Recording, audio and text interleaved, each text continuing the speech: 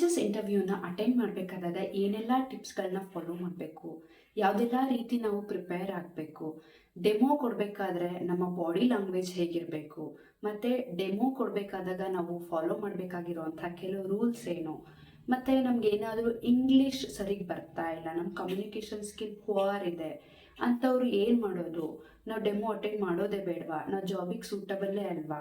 So ಈ ಥರ ಎಲ್ಲ ಯೋಚನೆಗಳು ನಿಮಗಿರತ್ತೆ. ದಯಮಾಡಿ ಈ ಥರ ಎಲ್ಲ ಯೋಚನೆಗಳನ್ನ ಮಾಡ್ಕೊಳಕ್ಕೆ ಹೋಗ್ಬೇಡಿ. ಯಾಕೆ ಅಂತ ಅಂದರೆ ನಾನು 9 ವರ್ಷದಿಂದ ಟೀಚಿಂಗ್ ಪ್ರೊಫೆಷ್ನಲ್ ಇದ್ದೀನಿ.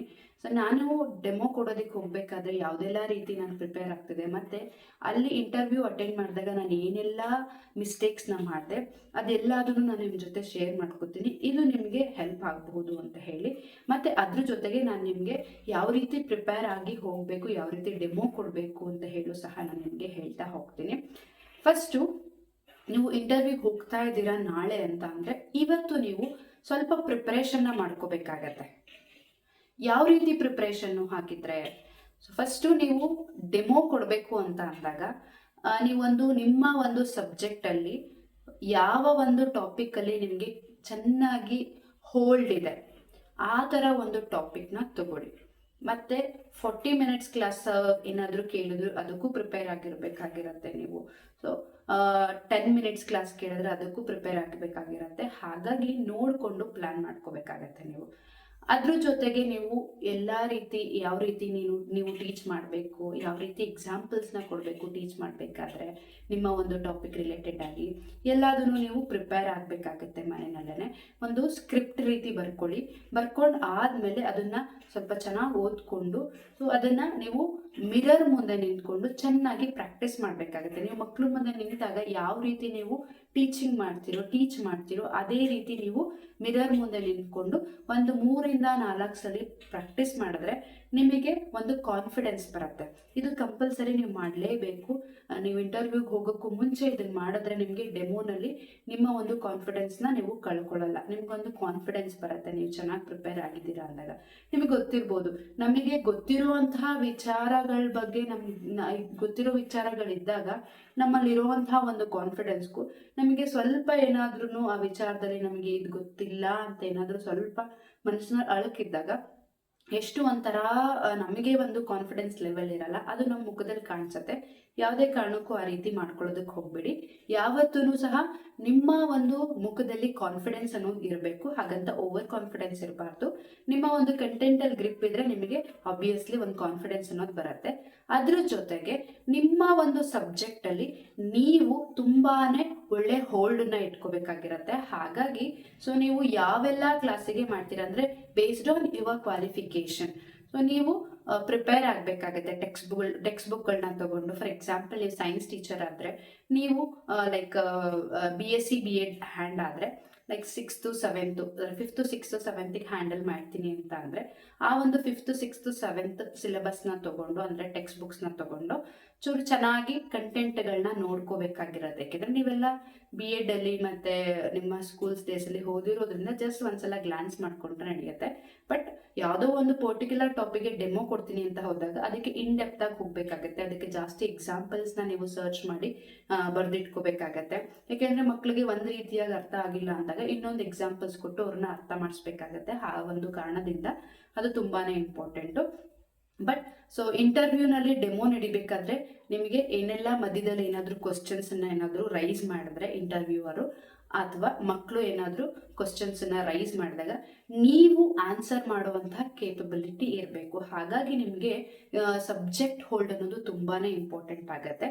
ಆಯಿತು, ಈಗ ಪ್ರಿಪ್ರೇಷನ್ ಎಲ್ಲ ಆಯಿತು. ಪ್ರಿಪ್ರೇಷನ್ ಎಲ್ಲ ಆದಮೇಲೆ ನೀವು ಮಿರರ್ ಮುಂದೆ ನಿಂತ್ಕೊಂಡು ಡೆಮೋಗೆಲ್ಲ ಪ್ರಿಪೇರ್ ಆದ್ರಿ, ಮತ್ತು ಕಂಟೆಂಟಲ್ಲೂ ಸಹ ನೀವು ಹೋಲ್ಡನ್ನ ತೊಗೊಂಡ್ರಿ ಅಂದ್ಕೊಳ್ಳಿ. ಅದಾದಮೇಲೆ ನೆಕ್ಸ್ಟು ನಿಮ್ಮ ಡೆಮೋ ಎಲ್ಲ ಸೆಲೆಕ್ಟ್ ಆಯಿತು. ಅದಾದಮೇಲೆ ಇಂಟರ್ವ್ಯೂ ರೌಂಡ್ ಇರುತ್ತೆ.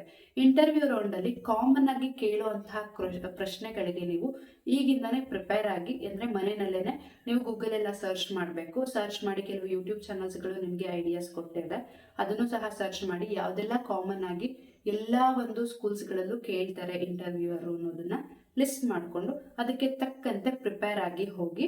ಪ್ರಿಪೇರ್ ಅಂದರೆ ನಿಮ್ಮ ಒಂದು ಓನ್ ವೇನಲ್ಲಿ ಪ್ರಿಪೇರ್ ಆಗಿ ಹೋಗಿ. ಆಮೇಲೆ ತುಂಬ ಕಾಂಪ್ಲಿಕೇಟೆಡ್ ಇಂಗ್ಲೀಷ್ನ ಬಳಸೋದಕ್ಕೆ ಹೋಗ್ಬೇಡಿ. ಯಾಕೆ ಅಂತಂದರೆ ಅಲ್ಲಿ ಪ್ಯಾನಿಕ್ ಆಗಿಬಿಡ್ತೀರಾ ವರ್ಡ್ಸ್ ಬರಲಿಲ್ಲ ಅಂದಾಗ.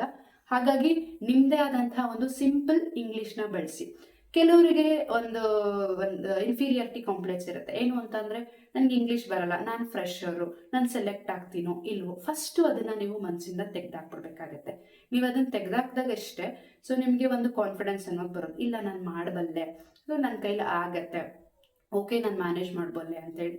ಯಾಕೆಂದರೆ ನನಗೂ ಹೀಗೆ ಇತ್ತು. ನಾನು BEd ಮುಗಿಸ್ಕೊಂಡು ನಾನು ಫ್ರೆಷರಾಗಿ ಒಂದು ಸ್ಕೂಲ್ಗೆ ಹೋದಾಗ ಅಲ್ಲಿ ನನ್ಗೆ ಇದೇ ರೀತಿ ಇನ್ಫೀರಿಯಾರಿಟಿ ಕಾಂಪ್ಲೆಕ್ಸ್ ಇತ್ತು. ನನಗೆ ಇಂಗ್ಲೀಷ್ ಬರಲ್ಲ, ಸೊ ನಾನು ಏನು ಮಾಡಲಿ, ಸೊ ನಾನು ಸೆಲೆಕ್ಟ್ ಆಗ್ತೀನೋ ಇಲ್ವೋ ಅಂತ ತುಂಬಾ ಇತ್ತು. ಹಾಗಾಗಿ ಒಂದು ಸ್ಕೂಲಲ್ಲಿ ನಾನೇನು ಮಾಡಿದೆ, ಡೆಮೋ ಎಲ್ಲ ಸೆಲೆಕ್ಟ್ ಆಯಿತು.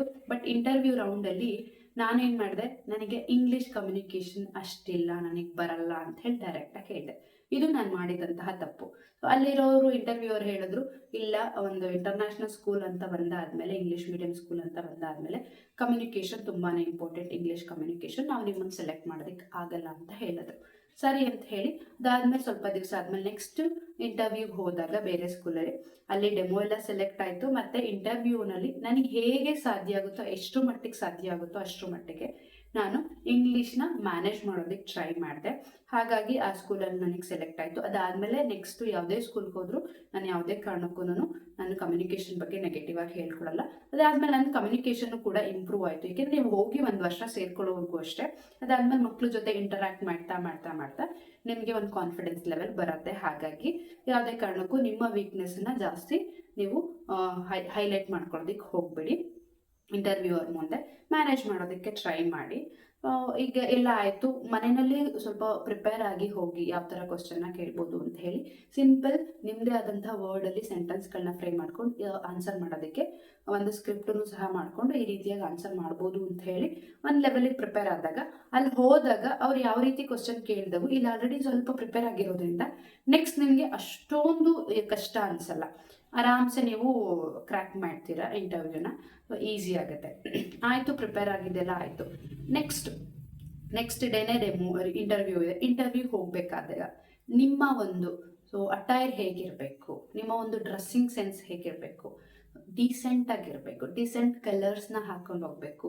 ಡಿಸೆಂಟಾಗಿ, ಇಫ್ ಸ್ಯಾರಿ ಕಂಫರ್ಟಬಲ್ ಇದ್ದರೆ ನಿಮಗೆ, ಆಲ್ಮೋಸ್ಟು ಕರ್ನಾಟಕ ಸ್ಕೂಲ್ಸ್ಗಳಲ್ಲಿ, ನಾರ್ಮಲ್ ಸ್ಕೂಲ್ಸ್ಗಳಲ್ಲಾದರೆ ಸ್ಯಾರಿ ಇರುತ್ತೆ, ಇಲ್ಲ ಕುರ್ತೀಸ್ ಇರುತ್ತೆ. ನಿಮಗೆ ಕಂಫರ್ಟಬಲ್ ನೋಡ್ಕೊಳ್ಳಿ, ಒಂದು ತಿಳ್ಕೊಳ್ಳಿ ಆ ಒಂದು ಇನ್ಸ್ಟಿಟ್ಯೂಷನ್ ಯಾವ ರೀತಿ ವರ್ಕ್ ಮಾಡ್ತಿದೆ ಅನ್ನೋದು, ಮತ್ತು ಅಲ್ಲಿ ಟೀಚರ್ಸ್ ಯಾವ ರೀತಿ ಡ್ರೆಸ್ ಕೋಡ್ನ ಫಾಲೋ ಮಾಡ್ತಾರೆ ಅಂತ ಹೇಳಿ ಅದ್ರ ಪ್ರಕಾರ ನೀವು ಡ್ರೆಸ್ ಕೋಡ್ನ ಚೂಸ್ ಮಾಡ್ಕೊಳ್ಳಿ. ತುಂಬ ಬ್ರೈಟ್ ಕಲರು ಮತ್ತು ತುಂಬ ವರ್ಕ್ ಹೆವಿ ಡ್ರೆಸ್ಗಳನ್ನ, ಸ್ಯಾರಿಗಳನ್ನ ಪ್ರಿಫರ್ ಮಾಡೋಕ್ಕೆ ಹೋಗ್ಬೇಡಿ.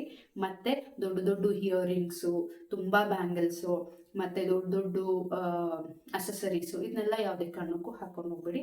ಟೀಚರು ಸಿಂಪಲ್ಲಾಗಿ ಡಿಗ್ನಿಫೈಡ್ ಆಗಿ ಹೋಗಬೇಕು. ಹಾಗಾಗಿ ಅದನ್ನೇ ಫಾಲೋ ಮಾಡಿ.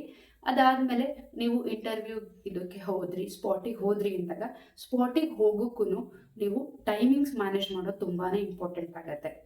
ಇಂಟರ್ವ್ಯೂ ಸ್ಟಾರ್ಟ್ ಆಗೋಕ್ಕೂ ಒಂದು 1/2 ಅವರ್ ಅಥವಾ 45 ಮಿನಿಟ್ಸ್ ಮುಂಚೆನೇ ನೀವು ಇಂಟರ್ವ್ಯೂ ಸ್ಪಾಟಲ್ಲಿ ಇರಬೇಕಾಗತ್ತೆ. ಯಾಕೆ ಅಂತಂದರೆ ಎಲ್ರಿಗೂ ಅಲ್ಲಿ ಹೋದಾಗ ಸ್ವಲ್ಪ ಪ್ಯಾನಿಕ್ ಅನ್ನೋದು ಆಗ್ತಾ ಇರುತ್ತೆ.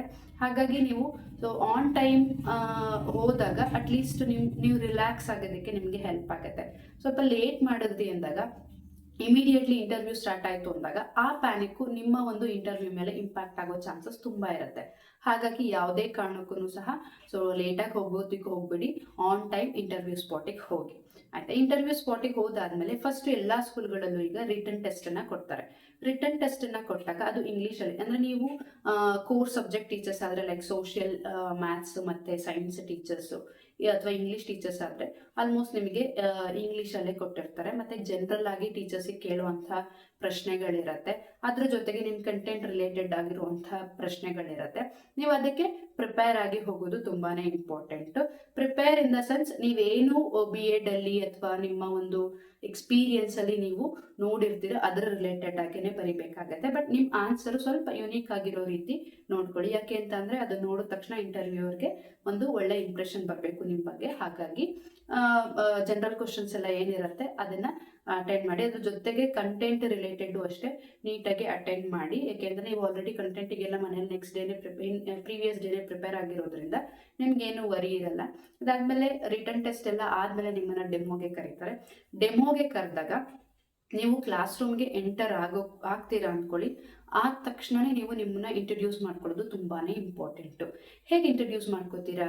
Hello everyone, my name is Saubhagya, today I am going to teach you science ಅಂತ ಹೇಳಿ ಈ ರೀತಿಯಾಗಿ ನೀವು ನಿಮ್ಮನ್ನ ಇಂಟ್ರಡ್ಯೂಸ್ ಮಾಡ್ಕೊಳ್ಬೇಕಾಗತ್ತೆ.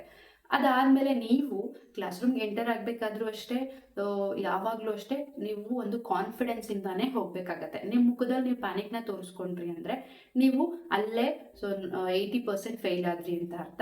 ಯಾವುದೇ ಕಾರಣಕ್ಕೂ ಪ್ಯಾನಿಕ್ನ ತೋರಿಸ್ಕೋಬೇಡಿ, ಕಾನ್ಫಿಡೆಂಟ್ ಆಗಿರಿ. ಯಾಕೆ ಅಂತ ಅಂದರೆ ಅಲ್ಲಿ ಏನು ಸ್ಟೂಡೆಂಟ್ಸ್ ಇದ್ದಾರೆ ಅವರಿಗಿಂತ ನಿಮಗೆ ಚೆನ್ನಾಗಿ ಗೊತ್ತು ಅನ್ನೋ ಒಂದು ಕಾನ್ಫಿಡೆನ್ಸ್ ನಿಮ್ಮಲ್ಲಿ ಇದ್ದರೆ ನೀವು ಆರಾಮಾಗಿ ಅವರಿಗೆ ಟೀಚ್ ಮಾಡ್ಬೋದು. ಅರ್ಥ ಆಯ್ತಾ? ಆಮೇಲೆ ನೀವು ಅಲ್ಲಿ ಏನು ಇಂಟರ್ವ್ಯೂವರ್ ಇದ್ದಾರೆ ಅವ್ರ ಬಗ್ಗೆ ಏನು ತಲೆ ಕೆಡಿಸ್ಕೊಳಕ್ ಹೋಗ್ಬೇಡಿ. ನಿಮ್ಮ ಒಂದು ಇಂಟೆನ್ಷನ್ ಏನು, ಮಕ್ಕಳಿದ್ದಾರೆ, ನನ್ನ ಮಕ್ಕಳಿಗೆ ನಾನು ಇವತ್ತು ಮಾಡಬೇಕಾಗಿರುವಂತಹ ಒಂದು ಟಾಪಿಕ್ಕನ್ನು ನೀಟಾಗಿ ಅವ್ರಿಗೆ ಅರ್ಥ ಮಾಡಿಸ್ತೀನಿ, ಇದಷ್ಟೇ ನಿಮ್ಮ ತಲೆಯಲ್ಲಿ ಇರಬೇಕಾಗತ್ತೆ. ಅದನ್ನಷ್ಟೇ ಇಟ್ಕೊಂಡು ಹೋಗಿ. ಬೇರೆ ಎಲ್ಲ ಇಂಟರ್ವ್ಯೂವರ್ ಬಗ್ಗೆ ಈ ಥರ ಎಲ್ಲ ತಲೆಯಲ್ಲಿ ಇಟ್ಕೊಂಡಾಗ ನೀವು ಡೈವರ್ಟ್ ಆಗೋ ಚಾನ್ಸಸ್ ಇರುತ್ತೆ. ಹಾಗಾಗಿ ಅದನ್ನೇನು ಇಟ್ಕೋಬೇಡಿ. ಅದಾದ ತಕ್ಷಣ ನಿಮ್ಮನ್ನ ನೀವು ಇಂಟ್ರೊಡ್ಯೂಸ್ ಮಾಡ್ಕೊಂಡ ತಕ್ಷಣವೇ ಸಡನ್ ಆಗಿ ನೀವು ನಿಮ್ಮ ಟಾಪಿಕ್ಗೆ ಹೋಗೋದಕ್ಕೆ ಹೋಗಬೇಡಿ. ಫಸ್ಟ್ ಒಂದು ಆಕ್ಟಿವಿಟಿ ಮೂಲಕ ಅಥವಾ ಒಂದು ಸ್ಟೋರಿ ಮೂಲಕ ನೀವು ಹೋದಾಗ ನೀವು ಮಕ್ಕಳು ಅಟೆನ್ಷನ್ನ ಗ್ರಾಸ್ಪ್ ಮಾಡ್ದಂಗೆ ಆಗತ್ತೆ. ಸೊ ಮಕ್ಳಿಗೊಂದು ಕ್ಯೂರಿಯಾಸಿಟಿ ಬರುತ್ತೆ, ಹಾಗಾಗಿ ನಿಮ್ಮ ಲೆಸನನ್ನು ಇಂಟ್ರೆಸ್ಟಿಂದ ಕೇಳ್ತಾರೆ. ಹಾಗಾಗಿ ಫಸ್ಟು ಮಕ್ಕಳು ಅಟೆನ್ಷನ್ನ ಗ್ರ್ಯಾಬ್ ಮಾಡೋದು ತುಂಬ ಇಂಪಾರ್ಟೆಂಟು. ಡೈರೆಕ್ಟಾಗಿ ಟಾಪಿಕ್ಕಿಗೆ ಹೋಗಬೇಡಿ. ಫಸ್ಟು ನೀವು ಏನು ಒಂದು ಮನೆಯಲ್ಲೇ ಪ್ರಿಪೇರ್ ಆಗಿ ನಾನು ಈ ಥರ ಆ್ಯಕ್ಟಿವಿಟಿ ಮಾಡಬೇಕು ಅಂತ ಹೇಳಿ. ದಟ್ ಆ್ಯಕ್ಟಿವಿಟಿ ತುಂಬಾ ಲೆಂತಿ ಆಗಿರಬಾರ್ದು, ಅಥವಾ ಒಂದು ಸ್ಟೋರಿ ಆಗಿರ್ಬೋದು ತುಂಬ ಲೆಂತಿ ಆಗಿರಬಾರ್ದು. 1 ನಿಮಿಷ ಅಥವಾ 1.5 ನಿಮಿಷದಲ್ಲಿ ಮುಗಿಯೋ ರೀತಿ ನೀವು ನೋಡ್ಕೋಬೇಕಾಗತ್ತೆ. ಆ ರೀತಿಯಾಗಿ ಮಕ್ಕಳನ್ನ ನೀವು ಇನ್ವಾಲ್ವ್ ಮಾಡ್ಕೊಂಡು ಆದಮೇಲೆ ಡೈರೆಕ್ಟಾಗಿ ನಿಮ್ಮ ಟಾಪಿಕ್ನ ಹೇಳೋದಕ್ಕೆ ಹೋಗ್ಬಿಡಿ. ಫಸ್ಟು ನೀವು ಎಕ್ಸಾಂಪಲ್ಸ್ನ ಕೊಡ್ತಾ ಹೋಗಿ. ನಿಮ್ಮ ರಿಯಲ್ ಲೈಫ್ ಎಕ್ಸಾಂಪಲ್ಸ್ನ ಕೊಡಿ. ಎಕ್ಸಾಂಪಲ್ಸ್ನ ರಿಯಲ್ ಲೈಫ್ ಅಂತಂದರೆ ಆ ಒಂದು ಸರೌಂಡಿಂಗಲ್ಲಿ ಒಂದು ಟಾಪಿಕ್ ರಿಲೇಟೆಡ್ ಆಗಿರುವಂಥ ಎಕ್ಸಾಂಪಲ್ಸ್ನ ಕೊಟ್ಟು ಮಕ್ಕಳಿಂದಾನೇ ಆನ್ಸರ್ಸ್ನ ಎಲಿಸಿಟ್ ಮಾಡೋದಕ್ಕೆ ಟ್ರೈ ಮಾಡಿ. ಎಲಿಸಿಟನ್ನು ಮಾಡಿ ಆ ಮಕ್ಕಳಿಂದಾನೇ ಆನ್ಸರ್ ಬರ್ತಿದ್ಯಾ ನೋಡಿ. ರಿಲೇಟೆಡ್ ಆಗಿ ಆನ್ಸರ್ ಬಂದ್ರು ಆ ಒಂದು ಪಾಯಿಂಟ್ಸ್ಗಳನ್ನ ನೋಟ್ ಮಾಡ್ತಾ ಹೋಗಿ, ನೋಟ್ ಮಾಡ್ಕೊತಾ ಹೋಗಿ. ಇಲ್ಲಿ ಬೋರ್ಡ್ ಮೇಲೆ ನೋಟ್ ಮಾಡ್ಕೋಬೇಕಾಗತ್ತೆ. ನೋಟ್ ಮಾಡಿಕೊಂಡು ಅದಾದಮೇಲೆ ಅವ್ರು ಅಕಸ್ಮಾತ್ ಏನಾದರೂ ರಾಂಗ್ ಆನ್ಸರ್ ಕೊಟ್ಟರೆ ಯಾವುದೇ ಕಾರಣಕ್ಕೂ ನೋ ಯು ಆರ್ ರಾಂಗ್, ನಿನ್ನ ಆನ್ಸರ್ ತಪ್ಪಾಗಿದೆ ಆ ಥರ ಎಲ್ಲ ಹೇಳಬಾರ್ದು. ನೀವು ಆ ಥರ ಹೇಳಿದ್ರೆ ನಿಮ್ಮನ್ನ ಯಾವುದೇ ಕಾರಣಕ್ಕೂ ಸೆಲೆಕ್ಟ್ ಮಾಡಲ್ಲ. ನೀವೇನಂತ ಹೇಳಬೇಕು, okay you are trained, you tried very good, but I am expecting still more, ಈ ಥರ ಹೇಳಿ ನೀವು ಮುಂದೆ ಹೋಗಬೇಕಾಗತ್ತೆ. ಆಯಿತು, ಅವ್ರ ಕಡೆಯಿಂದ ಆನ್ಸರ್ ಬಂತು. ಅದಾದಮೇಲೆ ನೀವೊಂದು ಟಾಪಿಕ್ನ ನೀವು ಮಾಡಬೇಕು ಅಂದಿದ್ದಂತಹ ಟಾಪಿಕ್ಕು ಅವ್ರ ಮಕ್ಕಳ ಬಾಯಿಂದಾನೆ ಬಂದ ಮೇಲೆ ನೀವು ಆ ಒಂದು ಟಾಪಿಕ್ನ ನೀವು ಮೇನ್ ಬೋರ್ಡ್ ಏನಿರುತ್ತೆ ಬೋರ್ಡ್ ಮಧ್ಯದಲ್ಲಿ ಮೇಲ್ಗಡೆ ಬರಿಬೇಕಾಗತ್ತೆ. ಆ ಟಾಪಿಕನ್ನು ಬರೆದಾದ್ಮೇಲೆ ಲೆಫ್ಟ್ ಸೈಡಲ್ಲಿ ಡೇ ಟು ಡೇ ಎಲ್ಲ ಇದೆಯಾ ಚೆಕ್ ಮಾಡ್ಕೊಳ್ಳಿ. ಅದಿಲ್ಲ ಅಂತಂದರೆ ಅದನ್ನು ಕೂಡ ಬರಿಬೇಕಾಗತ್ತೆ. ಮತ್ತೆ ಟಾಪಿಕನ್ನು ಬರೆದಾದ್ಮೇಲೆ ಆ ಒಂದು ಬೋರ್ಡ್ನ ಮಧ್ಯಕ್ಕೆ ಒಂದು ಪಾರ್ಟಿಷನ್ ಮಾಡ್ಕೊಳ್ಳಿ, 2 ಪಾರ್ಟಿಷನ್ ಮಾಡ್ಕೊಳ್ಳಿ. ಒಂದು ಕಡೆ ಲರ್ನಿಂಗ್ ಔಟ್ಕಮ್ ಬರೆಯೋದಕ್ಕೆ, ಇನ್ನೊಂದು ಅವತ್ತು ಏನು ಮಾಡಬೇಕು ಅಂತ ಅಂದ್ಕೊಂಡಿದ್ರೆ ಆ ಕಂಟೆಂಟಿಗೆ ರಿಲೇಟೆಡ್ ಆಗಿ ಪಾಯಿಂಟ್ಸ್ ಮಾಡ್ಕೊಳ್ಳೋದಕ್ಕೆ ಅಂತ ಇಟ್ಕೊಳ್ಳಿ. ಆಯಿತಾ? ಈ ರೀತಿಯಾಗಿ ನೀವು ಮಾಡಬೇಕಾಗತ್ತೆ. ನೀವು ಮಕ್ಕಳ ಕಡೆಯಿಂದಾನೇ ಆನ್ಸರ್ಸ್ನ ಎಲಿಸಿಟ್ ಮಾಡಿಕೊಂಡು ಇಂಟರಾಕ್ಟಿವ್ ಟೀಚಿಂಗ್ ಮಾಡ್ಕೊತಾ ಹೋದರೆ ಖಂಡಿತ ನೀವು ಇಂಟರ್ವ್ಯೂವರ್ಗೆ ಇಷ್ಟ ಆಗ್ತೀರಾ. ನಿಮ್ಮ ಟೀಚಿಂಗು ಸಹ ಮಕ್ಳಿಗೆ ಇಷ್ಟ ಆಗುತ್ತೆ, ನಿಮ್ಮ ಬಗ್ಗೆ ಒಂದು ಒಳ್ಳೆ ಬೆಸ್ಟ್ ಇಂಪ್ರೆಷನ್ ಬರುತ್ತೆ. ಹಾಗಾಗಿ ಅದೇ ರೀತಿ ಮಾಡಿ. 1 ವೇ ಟೀಚಿಂಗ್ನ ಯಾವುದೇ ಕಾರಣಕ್ಕೂ ಮಾಡೋದಕ್ಕೆ ಹೋಗ್ಬೇಡಿ, ಅದಷ್ಟು ಎಫೆಕ್ಟಿವ್ ಆಗಿರಲ್ಲ. ಹಾಗಾಗಿ ಯಾವುದೇ ಯಾವಾಗ್ಲೂ ಇಂಟರಾಕ್ಷನ್ ಇರಬೇಕು ನಿಮ್ಮ ಮತ್ತೆ ಮಕ್ಕಳ ಮಧ್ಯೆ. ಅಕಸ್ಮಾತ್ ಏನಾದ್ರು ಇಂಟರ್ವ್ಯೂವರ್ ಇದ್ರೆ ಅವ್ರ ಕೈಲೇ ಎಲಿಸಿಟ್ ಮಾಡಿಸಿ, ಇಲ್ಲ ನಿಮ್ಮ ಹತ್ರ ಏನಾದರೂ ಫ್ಲಾಶ್ ಕಾರ್ಡ್ಸು ಅಥವಾ ನೀವು TLM ಏನಾದರೂ ತೊಗೊಂಡೋಗಿದ್ರೆ ಅದ್ರ ಮೂಲಕ ಎಲಿಸಿಟ್ ಮಾಡೋದಕ್ಕೆ ಟ್ರೈ ಮಾಡಿ. ನೀವು ಮುಂಚೆನೇ ತಿಳ್ಕೊಂಡಿರ್ಬೇಕಾಗತ್ತೆ ಡೆಮೋನ ಕೊಡಬೇಕಾಗಿರೋದು ನಿಮ್ಮ ಮಕ್ಕಳು ಮುಂದೆನಾ ಅಥವಾ ಇಂಟರ್ವ್ಯೂವರ್ ಮುಂದೆನಾ, ಅದ್ರ ಪ್ರಕಾರ ನೀವು ಪ್ರಿಪೇರ್ ಆಗಿ ಹೋಗಬೇಕಾಗತ್ತೆ. ಅದಾದಮೇಲೆ ನೀವು ಕೊನೆಗೆ ಎಕ್ಸ್ಪ್ಲನೇಷನ್ ಎಲ್ಲ ಆದಾದಮೇಲೆ ನೀವು ರಿಕ್ಯಾಪ್ಚುಲೇಷನ್ ಮಾಡಬೇಕಾಗುತ್ತೆ. ಅವತ್ತಿನ ಟಾಪಿಕ್ ಏನು ಮಾಡಿದ್ರಿ ಅದ್ರ ಬಗ್ಗೆ ಕೆಲವು ಕ್ವಶನನ್ನು ಮಕ್ಕಳಿಗೆ ಕೇಳಿ ಮಕ್ಕಳ ಕಡೆಯಿಂದ ಆನ್ಸರ್ಸ್ನ ಎಲಿಸಿಟ್ ತಗೋಬೇಕಾಗತ್ತೆ. ತಗೊಂಡು ಅದಾದಮೇಲೆ ಕೊನೆಯಲ್ಲಿ ಹೋಮ್ವರ್ಕನ್ನು ಕೊಡಬೇಕಾಗತ್ತೆ ಅವತ್ತಿನ ಟಾಪಿಕ್ ರಿಲೇಟೆಡ್ ಆಗಿ. ಮತ್ತು ಅಪ್ಲಿಕೇಶನ್ ಬೇಸ್ಡ್ ಕ್ವಶನ್ಸನ್ನ ಕೊಟ್ಟರೆ ತುಂಬಾ ಚೆನ್ನಾಗಿರುತ್ತೆ. ನಿಮ್ಮ ಡೆಮೋ ತುಂಬಾ ಇಂಪ್ರೆಸಿವ್ ಆಗಿರುತ್ತೆ. ಆಯಿತು, ಡೆಮೋ ಎಲ್ಲ ಆಯಿತು. ಅದಾದಮೇಲೆ ಆಚೆ ಬರಬೇಕಾದ್ರೆ ನೀವು ಮಕ್ಕಳಿಗೆ ಬರೋದಕ್ಕೂ ಮುಂಚೆ thank you everyone, thank you cakes ಅಂತ ಹೇಳಿ ಬರಬೇಕಾಗತ್ತೆ. ಥ್ಯಾಂಕ್ಸ್ ಹೇಳೋದನ್ನ ಮರಿಬೇಡಿ. ಅದಾದ್ಮೇಲೆ ಬಂದಾದ್ಮೇಲೆ ಡೆಮೋ ಎಲ್ಲ ಆದಮೇಲೆ ನಿಮಗೆ ಇಂಟರ್ವ್ಯೂವರ್ ಜೊತೆ ಇಂಟರ್ವ್ಯೂ ಇರುತ್ತೆ. ಇಂಟರ್ವ್ಯೂ ಇದ್ದಾಗ ಅವರ ಮುಂದೆ ಕೂತಾಗ ಸೊ ಒಳಗಡೆ ಹೋಗೋದಕ್ಕೂ ಮುಂಚೆ ನೀವು ಎಕ್ಸ್ಕ್ಯೂಸ್ನ ಕೇಳಿ, ಎಕ್ಸ್ಕ್ಯೂಸ್ ಮೀ ಸರ್ ಅಂತ ಕೇಳಿ. ಅದಾದ್ಮೇಲೆ ಅವ್ರು ಕೂತ್ಕೊಳ್ಳೋದಕ್ಕೆ ಹೇಳಿದಾಗ ಸೊ ಥ್ಯಾಂಕ್ ಯು ಸರ್ ಅಂತ ಹೇಳಿ ಕೂತ್ಕೋಬೇಕಾಗತ್ತೆ. ಮತ್ತು ಚೇರನ್ನ ತುಂಬ ಡ್ರ್ಯಾಗ್ ಮಾಡೋದು, ಸೌಂಡ್ ಮಾಡೋದು ಆ ಥರ ಎಲ್ಲ ಮಾಡಬೇಡಿ. ತುಂಬಾ ಡಿಸೆಂಟಾಗಿ ಇರಬೇಕಾಗತ್ತೆ. ಅದು ಹೇಗಿರುತ್ತೋ ಅದೇ ರೀತಿ ಕುತ್ಕೊಂಡಾದ್ಮೇಲೆ ಸೊ ಹಿಂಗೆ ಬಾಕೊಂಡು ಕುತ್ಕೊಳ್ಳೋದು ಅಥವಾ ಫುಲ್ಲು ಹಿಂಗೆ ಸ್ಟಿಫಾಗಿ ಕುತ್ಕೊಳ್ಳೋದು ಮಾಡಬೇಡಿ.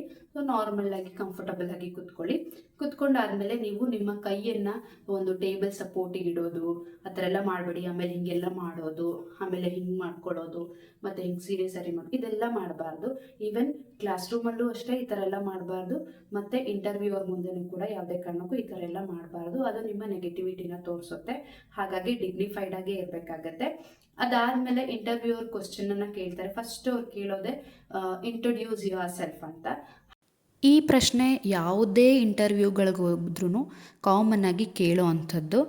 ಇದು ನಿಮ್ಮ ಬಗ್ಗೆ ತಿಳ್ಕೊಳ್ಳೋದಕ್ಕೆ ಅನ್ನೋದಕ್ಕಿಂತ ಹೆಚ್ಚಾಗಿ ನಿಮ್ಮ ಕಮ್ಯುನಿಕೇಷನ್ ಲೆವೆಲನ್ನು ಚೆಕ್ ಮಾಡೋದಕ್ಕೆ ಮತ್ತು ನಿಮ್ಮ ಫ್ಲೂಯೆನ್ಸಿ ಅಥವಾ ಒಂದು ಕಾನ್ಫಿಡೆನ್ಸ್ ಲೆವೆಲನ್ನು ಚೆಕ್ ಮಾಡೋದಕ್ಕೋಸ್ಕರ ಕೇಳ್ತಾರೆ.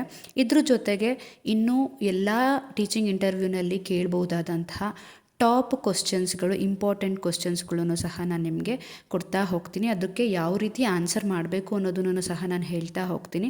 ಇದು ನಿಮಗೆ ಯೂಸ್ಫುಲ್ ಆಗ್ಬೋದು ಅಂದ್ಕೋತೀನಿ. ಇನ್ನು ಯಾರೆಲ್ಲ ನನ್ನ ಚಾನಲ್ಗೆ ಸಬ್ಸ್ಕ್ರೈಬ್ ಮಾಡ್ಕೊಳ್ದೆ ನೋಡ್ತಾ ಇದ್ದೀರಾ, ಸಬ್ಸ್ಕ್ರೈಬ್ ಮಾಡ್ಕೊಳ್ಳಿ, ಬೆಲ್ ಐಕನ್ನ ಕ್ಲಿಕ್ ಮಾಡಿ. ನಂದು ಯಾವುದೇ ವಿಡಿಯೋ ಬಂದರೂ ಅದ್ರ ಫಸ್ಟ್ ನೋಟಿಫಿಕೇಷನ್ ನಿಮಗೆ ಸಿಗುತ್ತೆ. ಹಾಗಿದ್ರೆ ತಡ ಯಾಕೆ ಮಾಡೋದು, ಬನ್ನಿ ಯಾವ ಥರ ಎಲ್ಲ ಪ್ರಶ್ನೆಗಳನ್ನ ಕೇಳ್ತೀರ, ಅದಕ್ಕೆ ನಾವು ಯಾವ ರೀತಿ ಆನ್ಸರ್ ಮಾಡಬೇಕು ಅನ್ನೋದನ್ನು ನೋಡ್ಕೊಂಬರೋಣ. ಇದು ನಿಮಗೆ ತುಂಬಾ ಹೆಲ್ಪ್ಫುಲ್ ಆಗುತ್ತೆ. ವಿಡಿಯೋನ ಸ್ಕಿಪ್ ಮಾಡದೆ ಕೊನೆವರೆಗೂ ನೋಡಿ. Tell something about your self. My name is ಸೌಭಾಗ್ಯ and I am from Mandya. I have completed my MSc and B.Ed.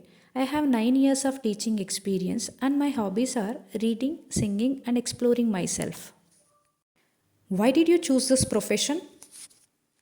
Right my childhood, I always wanted to become a teacher. Teaching is not only my profession but also my passion. What are the qualities required to be a good teacher? There are lots of qualities that teachers must have.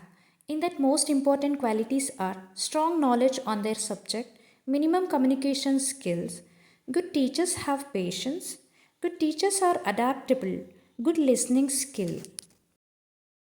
What is your strength and weakness? The passion for my profession is my greatest strength, and my weakness is I often take the problems of my classroom to my home and I cannot get them out my head. What's your teaching style? My teaching style is interactive, supportive. I encourage my students have a voice in the classroom and participate actively in all conversation. What is the role of a teacher? Our role is to bring out the best in students and to make them ready for the world. Why are you looking for a job change? In my current, I have worked many years and they have been a great learning experience. But now this has become my comfort zone. I would like to take new challenges in my environment to grow. Why should we hire you? I can ensure that if you have me one chance, I will give my best to excel my job. What is your salary expectation? I am expecting salary as organization norms as per my designation and my experience. Do you have any questions? Yes, sir. When can I hear you back from you? You will get a call if you are selected. Thank you, sir.